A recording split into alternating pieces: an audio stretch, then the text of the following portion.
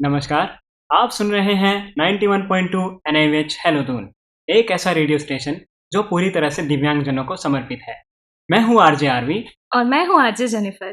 दोस्तों, आज हमारे साथ स्टूडियो में ऐसे व्यक्तित्व मौजूद हैं जिनके मार्गदर्शन से हम ये इंटरव्यू कर पा रहे हैं और जिनकी वजह से हमारा आरजे बनने का सपना पूरा होने जा रहा है।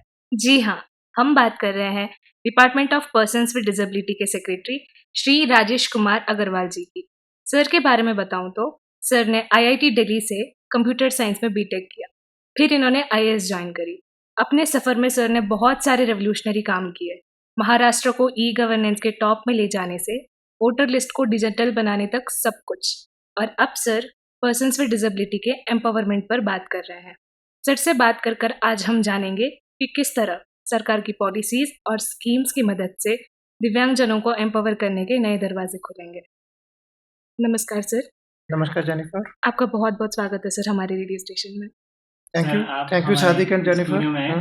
आप हमारे स्टूडियो में आए, हमारे लिए बड़ी खुशी और गर्व की बात है सर। एग्जैक्टली। तो सर, इंटरव्यू की शुरुआत में सबसे पहले मैं आपसे ये जानना चाहूँगी सर कि दिव्यांगजन मेन स्ट्रीम का एक हिस्सा बने समाज के, तो इसके लिए आप किन किन फैक्टर्स को बहुत ही ज़रूरी मानते हैं सर? सबसे पहले तो सोसाइटी को एक्सेप्ट करना चाहिए कि दिव्यांगजन जो है it's a part of human nature, जी। ह्यूमैनिटी का पार्ट है। किसी को आई प्रॉब्लम हो सकता है, किसी को ईयर प्रॉब्लम हो सकता है, किसी को लोकोमोटर में हो सकता है या बाद में हो सकता है कभी भी, या बुढ़ापे में कुछ चीज़ें आती हैं। तो it's a part of humanity, इसलिए हमें एक्सेप्ट करना चाहिए, पेरेंट्स को एक्सेप्ट करना चाहिए सिचुएशन को, सोसाइटी को करना चाहिए, एजुकेशन सिस्टम को करना चाहिए।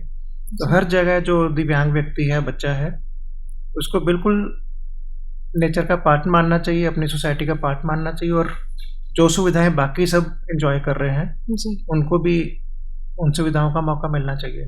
जी, मतलब एक्सेप्टेंस सबसे पहले, एक्सेप्टेंस सबसे इम्पोर्टेंट। जी जी सर। बाकी चीज़ें बाद में आती हैं। सर, हमारी सरकार बहुत सारी योजनाएं चला रही हैं, चाहे वो किसानों के लिए हो या श्रमिकों के लिए हो।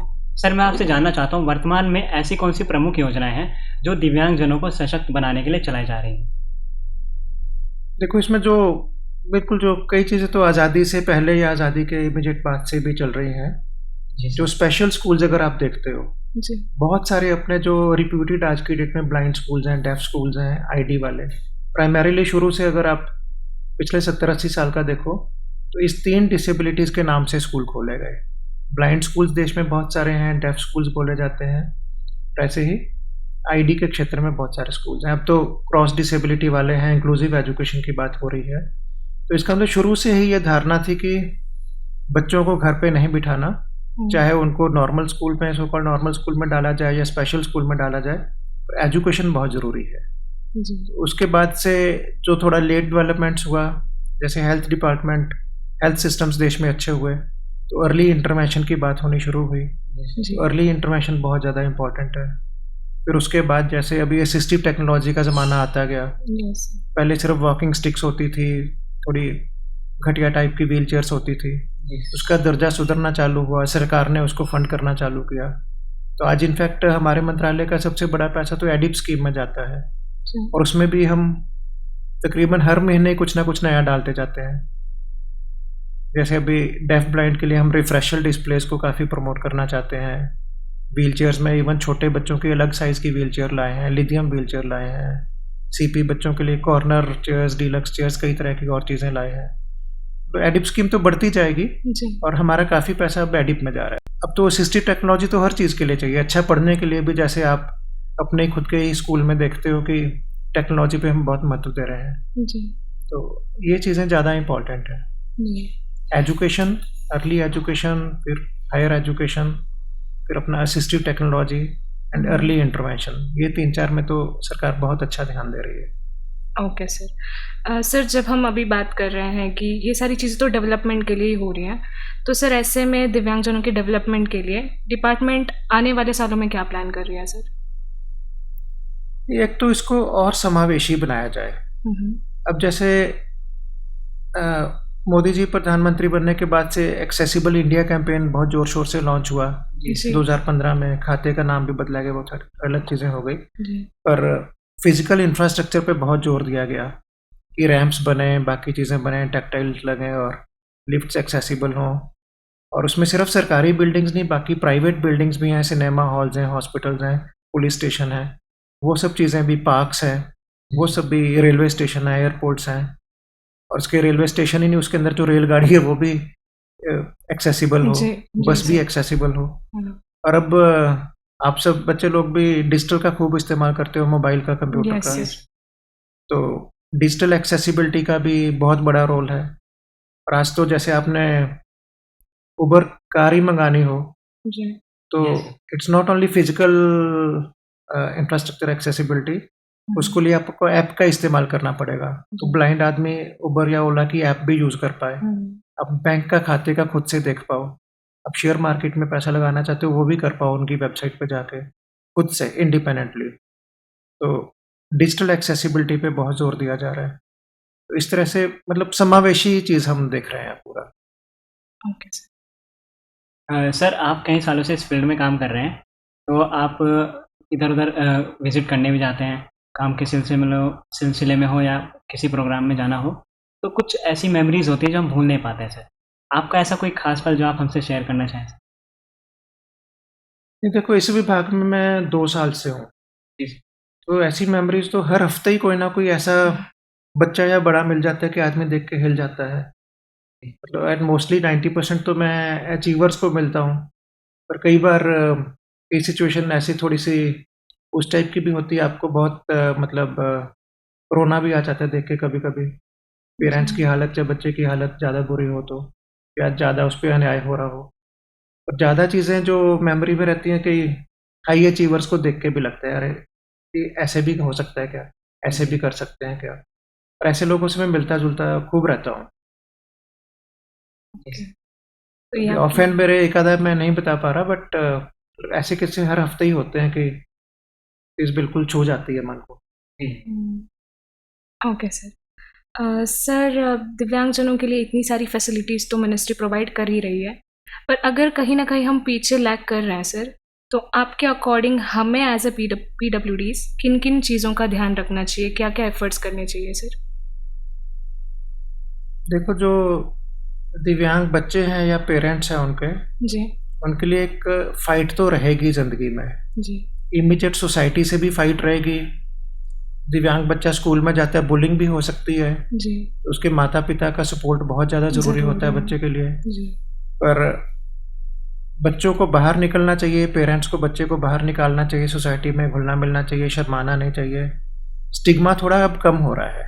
जी सर। पहले स्टिग्मा बहुत था, लोग छुपाते थे। हुँ, पर आजकल की जो जनरेशन है, जैसे आजकल ऑटिज़्म बहुत बढ़ रहा है, बैंगलोर में, हैदराबाद में जो टैकीज़ लोग भी हैं, जी, उनके बच्चों को भी खूब ऑटिज़्म है। हुँ, तो पर वो आजकल मतलब सोसाइटी में स्टिग्मा लकीली कम होता जा रहा है, जो वेस्टर्न वर्ल्ड में कभी भी नहीं था। जी, इंडिया में थोड़ा ज़्यादा था। जी सर। तो जब वो कम हो रहा है, तो मेरी यही रिक्वेस्ट रहेगी पेरेंट्स से भी और दिव्यांग बच्चों से भी, कि जी, आप पूरी लाइफ में जितना एंजॉय कर सकते हो उतना करो, जितना पढ़ सकते हो उतना पढ़ो, जितने दोस्त बना सकते हो उतने दोस्त बनाओ।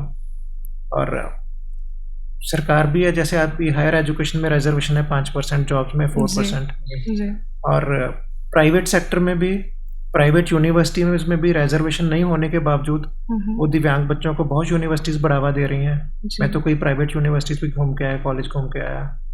और नौकरियों में तो आज सुबह से आप भी देख रहे हो, जॉब फेयर लगा हुआ है यहाँ पे, जी, और बहुत कंपनियां जॉब्स देने के लिए आगे आ रही हैं, और कई कंपनियां तो कह रही हैं कि हमारे पास जॉब्स हैं, उतने ग्रेजुएट ही नहीं मिल रहे दिव्यांग कम्युनिटी में। इसलिए बहुत ज़रूरी है कि हमारे बच्चे पढ़ें, सभी जी, सब्जेक्ट पढ़ें। जैसे अभी हम साइंस सब्जेक्ट पे भी जोर दे रहे हैं, ब्लाइंड और डेफ बच्चों का भी, कि साइंस सब्जेक्ट्स में भी जाएं, क्योंकि जी, वहाँ भी नौकरियाँ हैं। तो मतलब हर काम करने की कोशिश करें। अभी पैरा ओलंपिक्स में अपने ओलंपिक्स के मुकाबले 5 गुना मेडल आए हैं। जी, जी सर। हाँ, और उसकी पूरी चर्चा है। हुँ, पीएम भी हर एक के उस पे ट्वीट कर रहे थे कि ये हमारे जीत गए, ये वाला मेडल जीत गए। और इनफैक्ट जाने से पहले भी पीएम साहब ने सबसे चर्चा किया, उनको प्रोत्साहन दिया। So we are proud of our para Olympians also, our scientist having disabilities also, and so on. Yes, आजकल तो दिल्ली यूनिवर्सिटी और बहुत सारी यूनिवर्सिटीज़ में एचओडीज़ बहुत सारे डिपार्टमेंट्स के दिव्यांग लोग हैं। हुँ, इसलिए हम मतलब हर फील्ड में आगे बढ़ें, कहीं भी शर्माएँ नहीं, कहीं भी रुकें नहीं, और लड़ाई तो निरंतर जारी रहेगी। जी, हर जी, कदम पे कहीं न कहीं आप दोनों का भी एक्सपीरियंस होगा कि जी, जी, ठोकरें लगती रहेंगी, कोई ना कोई कुछ भी बोल जाएगा, कहीं आपको सिस्टम एक्सेप्ट नहीं करेगा। जी। तो ये तो मैं खुलेआम कहता हूँ सभी दिव्यांग बच्चों को कि लड़ते रहो, जूझते रहो, हारना नहीं है। सर आपने काम के सिलसिले में काफ़ी जगहों पर विज़िट भी किया होगा। उनमें से आपको सबसे विकसित जगह दिव्यांगजनों के लिए कौन-सी लगी? देखो, हर जगह नई चीज़ें देखने को मिलती हैं। जी, जी। जैसे अपने देहरादून में ही बहुत सारी अच्छी चीज़ें हो रही हैं। जैसे जी। आपका आरजे का कोर्स ही है, जी। देश में एकमेव कोर्स है जो हो रहा है। जी। तो आज मीडिया सेल की आपकी पूरी टीम से बात हो रही थी, मैडम से बात हो रही थी। हम मीडिया सेल को बाकी डिसेबिलिटीज़ के लिए भी खोलें। चाहे लोकोमोटर वाले कोई फ़ोटोग्राफ़र अच्छे हैं, वीडियोग्राफ़र हैं, कोई एडिटिंग के हैं, उन सब के लिए भी हम कोर्स चलाएँ। जी। और जैसे अपना सीबीएसई स्कूल ही है और बहुत पुराना स्कूल है, 12वीं तक का स्कूल है। हुँ। तो इसमें भी अच्छी पढ़ाई होती है। थोड़ा हम टेक्नोलॉजी पे मैंने पिछले 2 दिन में काफ़ी ज़ोर दिया कि हम टेक्नोलॉजी को और बढ़ावा दें। जी। और यहाँ का बाकी भी निपेट के बहुत पुरानी संस्था है और अच्छे काम हुए हैं। मैं बाकी अपने सरकारी संस्थाओं में भी जाता हूँ, एवाईजे बॉम्बे में जाता हूँ, तो हियरिंग रिलेटेड अपने some of the best treatments are happening there. Cochlear implant का पूरा मैनेज वो कर रहे हैं देश का पूरा डिस्ट्रीब्यूशन सिस्टम। ऐसे ही अपना जो दिल्ली में आईपीएच है, जिसका नया नाम पंडित दीनदयाल उपाध्याय इंस्टीट्यूट है, कोलकाता में एनआईएलडी है, एसवी निर्तर है। इसके स्टूडेंट पूरी दुनिया में जा रहे हैं फिजियोथेरेपी और ओटी में, पूरी डिमांड है। एवाईजी के ऑडियोलॉजिस्ट पूरी दुनिया भर में जा रहे हैं। और इवन दूसरे राज्य सरकारों के मैं बहुत अच्छे इंस्टीट्यूट्स देखता हूँ। मेंटल हेल्थ में अपना निम्हांस दुनिया में जाना माना है। प्राइवेट यूनिवर्सिटी कॉलेजेस में बहुत अच्छा कई जगह देखने को मिलता है। तो इंडिया में एक्सपेरिमेंट बहुत ज़्यादा हो रहे हैं, बहुत अच्छे-अच्छे काम हो रहे हैं, अच्छी रिसर्च हो रही है। अभी इंडियन आईक्यू टेस्ट निपिड ने डेवलप किया। दूसरे दुनिया के कई देश अडॉप्ट करना चाह रहे हैं इंडियन आईक्यू टेस्ट को। जी। प्रोस्थेटिक्स में जैसे अभी एलिम्को भी बना रहा है और प्राइवेट कंपनीज़ भी हैं, राइस बायोनिक्स है और भी हैं। जी। जी। तो ये बिल्कुल ग्लोबल लेवल की चीज़ें बना रही हैं और 1/10 कॉस्ट पे बना रही हैं वेस्टर्न वर्ल्ड से। हुँ। अभी जैसे हमारे एलिम्को वाले इजिप्ट में एक फेयर में पार्टिसिपेट करने गए थे। वो लोग देख के काफ़ी हिल गए कि हम इस प्राइस पॉइंट पे और इतनी अच्छी क्वालिटी दे रहे हैं। इसलिए इंडिया में बहुत स्कोप है और we are proud of many things, पर बहुत कुछ अभी करने की ज़रूरत भी है। हुँ। क्योंकि जो मैंने शुरू में बोला कि वेस्टर्न वर्ल्ड में स्टिग्मा नहीं है, नहीं। उधर थोड़ा पैसे की कमी भी नहीं है। हुँ। इसलिए उधर कई बार जो फिज़िकल इंफ्रास्ट्रक्चर है, वो फ्रैंकली यूएसए में, इंग्लैंड में, ऑस्ट्रेलिया में आज भी अपने से बहुत ज़्यादा अच्छा दिव्यांग कम्युनिटी के लिए। हुँ। उस पे हमने अपने को बहुत काम करने की ज़रूरत है। Sir moving to the next question, हम सब ये जानते हैं कि बड़ी पोस्ट के साथ बड़ी ज़िम्मेदारियाँ भी आती हैं सर। तो आपको अपनी ज़िम्मेदारी निभाते वक़्त किन-किन चैलेंजेस का फेस करना पड़ा सर? नहीं, चैलेंजेस तो देखो होते हैं और हर एक के सॉल्यूशन भी निकल आते हैं। जी। कइयों के ईज़िली निकल आते हैं, कइयों के लिए हुँ, हुँ। आपको जूझना पड़ता है। पर इस डिपार्टमेंट में दूसरे डिपार्टमेंट के साथ मिलके एक तो काम करना बहुत ज़रूरी है। जी। जैसे हेल्थ के साथ मिलके ही काम करना पड़ेगा, आंगनवाड़ी का वुमेन चाइल्ड डेवलपमेंट के साथ मिलके ही अर्ली इंटरवेंशन पे काम करना पड़ेगा। जी। फिर दूसरा इस सेक्टर में कॉर्पोरेट सेक्टर भी बहुत इंटरेस्ट दिखा रहा है। वो सीएसआर भी देते हैं और नौकरियाँ भी वही देते हैं, स्किल ट्रेनिंग भी प्राइवेट सेक्टर ही देता है फ्रैंकली। इसलिए उनके साथ मिलके ही काम करना है अपने को। फिर एकेडेमिया में पूरा अपने यूनिवर्सिटीज़ के साथ मिलके काम करना पड़ेगा, अपने जितने बैचलर के कोर्सेज़ और हैं। तो ये जो कोऑर्डिनेशन चैलेंजेस भी बहुत सारे हैं, जी। प्लस बहुत जगह हम देश में बहुत अच्छी-अच्छी एनजीओज़ हैं, हुँ, हुँ। उनके साथ मिलके काम करने में भी बहुत मज़ा आता है। फिर अपने दिव्यांग कम्युनिटी में बहुत सारे ग्रुप्स हैं, हुँ, हुँ। उनके साथ मिलके भी काम करना, मतलब वो तो हमारा हिस्सा ही है। जी। और एक मैंने मूल मंत्र जब से मैंने 2 साल से जॉइन किया है, हुँ, हुँ। एक नारा अपना लिया कि जो दिव्यांग कम्युनिटी का है global, nothing about us without अस। तो आप ओके। हमारी किसी भी मीटिंग में देखोगे, हुँ। तो हम दिव्यांग लोगों से ज़रूर सलाह लेते हैं कि हम उन्हीं के लिए निर्णय ले रहे हैं। तो जी। उनकी सलाह के बिना कुछ भी निर्णय लेंगे वो गलत ही लेंगे। जी सर। जो नथिंग अबाउट अस विदाउट अस का है, मैं हुँ। उस मूल मंत्र को अपना रहा हूँ, तो इसलिए मुझे सभी का सहयोग बहुत ही अच्छा मिल रहा है। चैलेंजेस तो आते जाते रहते हैं, बट जी। कई जगह लगता है कि और स्पीड से काम होना चाहिए, हम स्लो चल रहे हैं। जी। और ठीक है, अपन 100 काम शुरू करेंगे तो 50 निपटाएँगे, 50 बीच में रहेंगे, थोड़ा 2 साल बाद पूरा होगा कोई काम। पर कोई भी काम वेस्ट नहीं जाता। एग्ज़ैक्टली। सर अभी आपने बात की इंक्लूजन के बारे में भी बहुत सारी बातें हुई और आपने बताया सजेशंस के बारे में भी। तो हमारे दिमाग में कुछ थॉट्स थे सर रिगार्डिंग इंक्लूजन, तो हम उससे आपके सामने शेयर करना चाहते हैं और आपका ओपिनियन इस पे जानना चाहते हैं, अगर आप हमें परमिशन दें तो बिल्कुल सर। पूछिए। हाँ सर, हमारी सोसाइटी में दिव्यांगजनों से रिलेटेड काफ़ी कम नॉलेज है सर। इसके एक रीज़न ये भी हो सकता है कि शायद ज़्यादा इंटरेक्शन नहीं हुआ होता। नॉर्मल जो एबल बॉडीज़ होते हैं उनका ज़्यादातर PWD से इंटरेक्शन नहीं होता सर।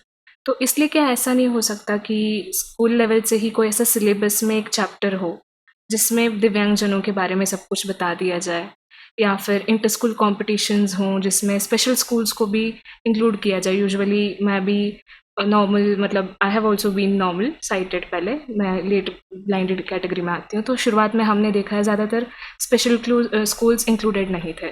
तो आपका इस पे क्या कहना है सर कि क्या ऐसा कुछ देखिए, हो क्योंकि सकता शुरू में ही जैसे मैं भी सोचता हूँ कि मैं तो IAS में भी आ गया, 30 साल काम करने के बाद इस डिपार्टमेंट में आया। है? जी तो हम सोसाइटी के सब वर्ग से मिलते हैं, पर दिव्यांग लोगों से इंटरेक्शन मेरा भी बहुत ही कम था। जी तो स्कूल में तो हमारे स्कूल में सिर्फ मुझे याद है कि एक पोलियो वाला बच्चा था, तो वो मेरा दोस्त भी था। पर स्कूलों में डेफ बच्चे और विजुअली वाले तो आते ही नहीं थे। लोकोमोटर वाला, उस टाइम पोलियो ज़्यादा होता था जब हम बच्चे थे, तो वो स्टूडेंट्स आ जाते थे। और व्हीलचेयर वाला भी कोई भी नहीं था मेरे स्कूल में 12वीं तक। इवन मैं IIT में भी आया तो I never had an interaction with a person with special abilities. पर अभी सिचुएशन चेंज हो रही है, जी क्योंकि 2016 के एक्ट के बाद रिजर्वेशन और बढ़ गया। जी सुप्रीम कोर्ट के ऑर्डर आए, कंपलसरी हो गया। लोग RTI में पूछने लग गए मुझे एडमिशन क्यों नहीं दे रहे। तो अभी आपको तकरीबन हर स्कूल में जी 2 4 5 बच्चे अलग अलग डिसेबिलिटीज़ के मिल जाएंगे। बचपन से आपका एक्सपोजर होने लग गया, जी और आप सोसाइटी में भी रह रहे हो, अपार्टमेंट कॉम्प्लेक्स में रह रहे हो, तो पेरेंट्स अपने ID वाले बच्चे या दूसरे को भी पार्क में भी ले आएंगे। ठीक है, थोड़ा बहुत बुलिंग वाले इंसिडेंट्स आते हैं। जी बच्चों का भी आपस में इंटरेक्शन शुरू हो गया सब लेवल पे। और आप अभी रेस्तरां में भी जाते हो तो कोई ना कोई मिल ही जाता है कभी कभी। इतने ज़्यादा तादाद में नहीं मिलते जितने वेस्टर्न वर्ल्ड में आपको मिलते हैं घूमते हुए। पर अभी इंटरेक्शन बढ़ने लग गया सोसाइटी में, तो एक तरह से लोगों में अवेयरनेस आनी चालू हो गई है, जी जो पहले नहीं थी। क्योंकि स्टिग्मा कम हो रहा है, लोग बाहर निकल रहे हैं, इंफ्रास्ट्रक्चर बेटर हो रहा है उनके लिए, असिस्टिव टेक्नोलॉजी बेटर हो रही है, स्कूलों में एडमिशन मिलना चालू हो गया। जी हायर एजुकेशन में तो 5% रिजर्वेशन ही हो गया। उसमें भी ज़्यादा लोकोमोटर वाले आ रहे हैं, पर दूसरे भी आ रहे हैं। सरकारी ऑफिसेज में भी 4% रिजर्वेशन हो गया अलग अलग कैटेगरी का। So now almost everyone know someone with in their own family जिसको कोई डिसेबिलिटी हो, या उनके स्कूल कॉलेज में कोई होगा। तो इसलिए ये अब अवेयरनेस बढ़ रही है। जी पर यह है कि हम सिंपैथी के एवजी एम्पैथी लाना चाहते हैं, और एग्जैक्टली बुलिंग भी नहीं होनी चाहिए। यस आप नौकरी में भी लगे तो आजकल जो NGOs अच्छे वाले हैं, जी चाहे इन्फोसिस हो, विप्रो हो, टाटा की कोई कंपनी हो, और भी हो, तो उसमें क्योंकि ये सब लोग एम्प्लॉयज़ विद डिसेबिलिटीज को ले रहे हैं, जी पर साथ में ही उनके जो कोलीग्स हैं जो नॉन दिव्यांग हैं, उनकी भी वो स्पेशल ट्रेनिंग करवाते हैं कि हाउ टू डील विद दिव्यांग फेलोज। और कई बार थोड़ा सा होता है कि जैसे हमारी कंपनी में कोई एक नॉन दिव्यांग एम्प्लॉय है, जी एक दिव्यांग एम्प्लॉय आ गया, जी तो नॉन दिव्यांग को भी डर लगता है इससे कैसे बात करूं, बुरा तो नहीं मान जाएगा। एग्जैक्ट वो लोग ये भी समझाते हैं, नहीं इनके साथ मजाक भी करो, ये भी करो, पर ऐसी बात मत करो। तो ये भी जरूरी है। तो अवेयरनेस इस तरह की आसपास के उनके लोगों को भी जरूरी है, ताकि दोनों ही पार्टीज कंफर्टेबल फील करें, दिव्यांग भी नॉन दिव्यांग भी, चाहे वो स्कूल में हो चाहे नौकरी में हो। इस तरह के हम अवेयरनेस में मतलब ये सारी चीज़ें आ जाती हैं।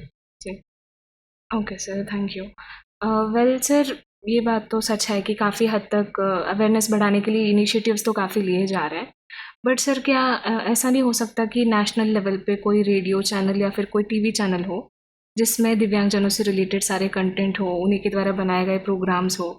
इससे अवेयरनेस भी काफ़ी हद तक बढ़ जाएगी और एम्प्लॉयमेंट अपॉर्चुनिटीज़ भी मिल सकते हैं सर। तो इस पर आप क्या कहना चाहेंगे सर? देखो, एक तो जैसे गोवा में एक पर्पल फेस्ट हुआ, इंटरनेशनल पर्पल फेस्ट हुआ, जी I think they were path breakers, कि वो हजारों दिव्यांग कम्युनिटी के achievers, NGOs, corporate sector, academia, सभी स्टेट गवर्नमेंट के अलग अलग विभागों के ऑफिसर्स, सबको इकट्ठा लेके आए। उससे बहुत अवेयरनेस आया जी और बहुत तरह के नए नए प्रोजेक्ट शुरू हुए। हम भी तकरीबन अब हर महीने ही कोई दिव्य कला मेला वगैरह कर रहे हैं जगह जगह पे, ताकि अवेयरनेस आए। जी। और बहुत सारे प्राइवेट अभी अभी क्या हुआ है, व्हाट्सएप ने भी दुनिया बदल दी है। अपने भारत देश में तो व्हाट्सएप भयंकर यूज़ हो रहा है। जी।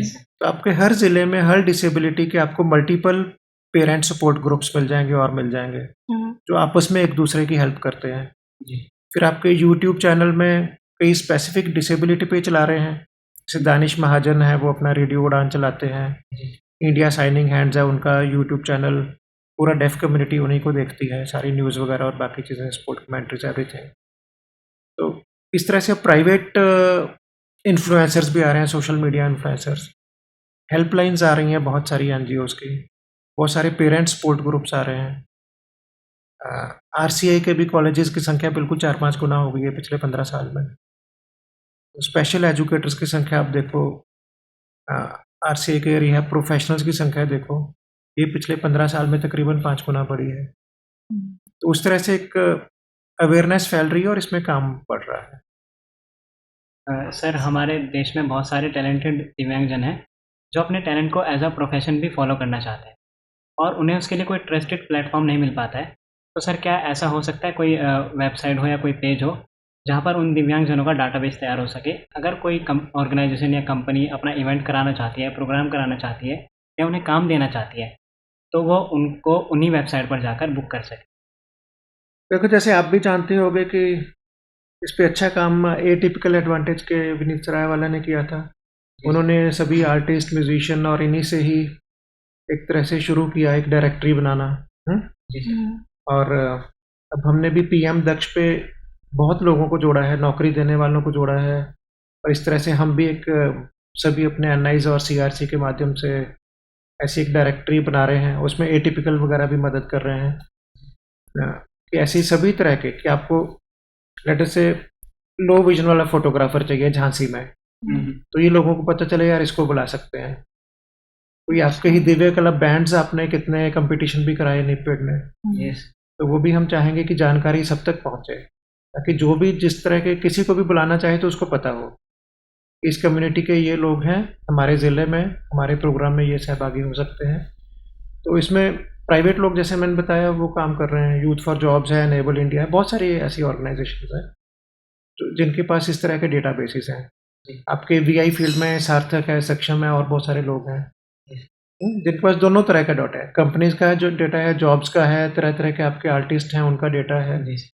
पर हम पीएम दक्ष के माध्यम से कोशिश कर रहे हैं कि सभी का डेटा एक तरफ से आप कहीं से कहीं पहुंच जाओ। हम सेंट्रलाइज डेटाबेस नहीं बनाएंगे, पर आप इस एक ट्री सा बन जाएगा, इस ट्री के माध्यम से आप पहुंच जाओगे। यार मेरे ज़िले में चलो एनेबल इंडिया का डेटा दिख रहा है, कहीं पे एटिपिकल का डेटा दिख रहा है, कहीं हमारे सीआरसी ने डेटा डाल रखा है।